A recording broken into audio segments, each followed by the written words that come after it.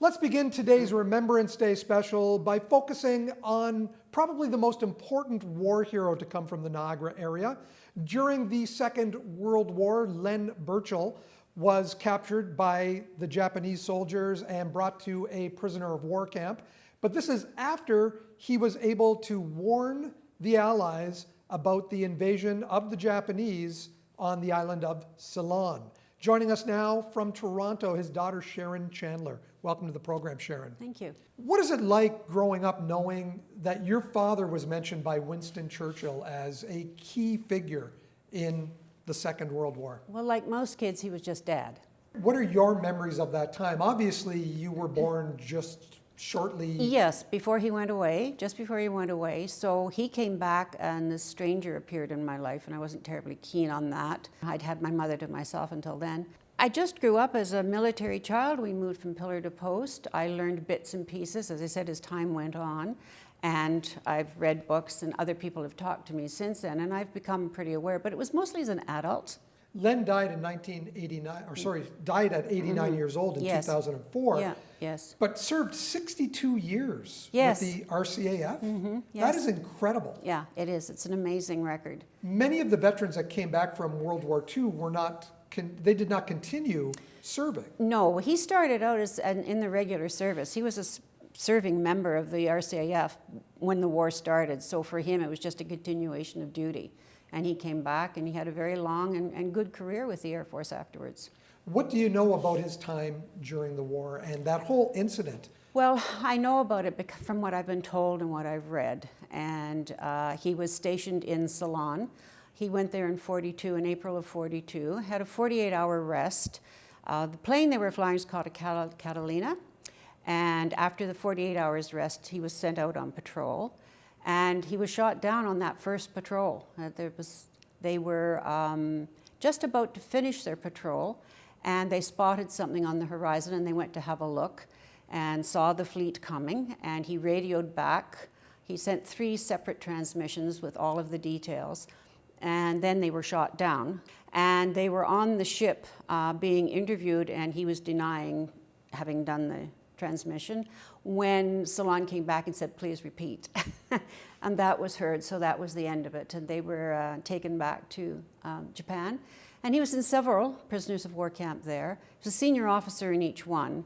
And as such, he was punished whenever any one of them was going to be punished. He worked very hard to protect his men, which made life even harder for him. He was sentenced to death 3 times. He was in several different camps. Allied officers from the whole world were there with him.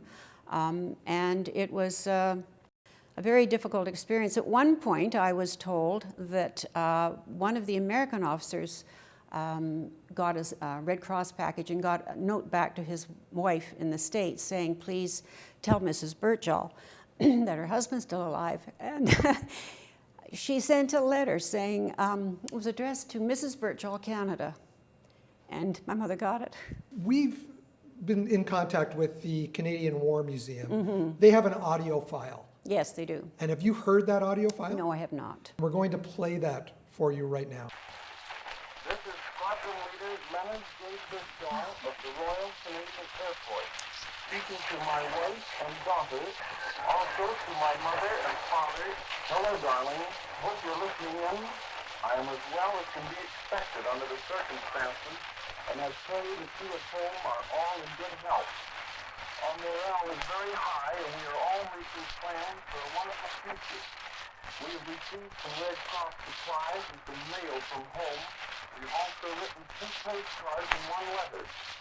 I have not heard from you yet, but I expect I shall do so in the near future. I miss you both more than I can ever say, and I long to be with you again. But keep your strong, dear one, so it will not be long before we are together. Glancing at the past. This is Squadron Leader Leonard Birchall, now signing off. May God watch over you all my love to you both. Goodbye, darling. Sharon, you were just a child when he made that phone call. Listening to that now, how does that make you feel? What emotions does it bring up? I want to cry. Yeah, it's hard. Incredible strength, incredible courage from not just your father, but the other, is it 8 other members of his Yes, crew yes, that were yeah. in that prisoner of war Yeah, camp? yeah. And he was their leader, and he really put forth a lot of sacrifices. He did everything that was humanly possible. And when the war was over, they were in a camp called Suwa. And the men wanted to escape, obviously, because they had conquered the camp at that point. And he made them stay and feed themselves so that they would have the strength to get out of there and do the long march they'd have to do, which they did. They marched some. They also commandeered a train. And they then switched trains again. They and wound up in Yokohama, where they were then looked after by the Americans. He came back for the prisoner of war trials. The whole time he was there, he kept a diary. In every camp, he kept a diary on whatever little scraps of paper he could get his hands on. And he tucked them into chinks in the wall, hid them all. And afterwards, he went back and he went to each of these and he found them all. They had never been found. And they were used in the war trials. And after the war trials were over, he was asked if he wanted to have these diaries. And he said, no, I don't ever want to see them again. And they were kept by the Americans, and they're currently in the Smithsonian. There was a memorial in front of Connaught School. Yeah, 2008. Tell me about that. Oh, that was event. wonderful. Connaught School went all out. They put up a wonderful sort of circular garden out front with a flagpole. Wonderful welcome in St. Catharines itself when he came back. And that's all still there. It's really very attractive. And it's something for Connaught to be proud of. Sharon Chandler, thank you so much for joining us today and sharing Len's story. We really appreciate it, Wow. and we're honored to have you in our studio. Thank you for inviting me. It's been a pleasure to be here.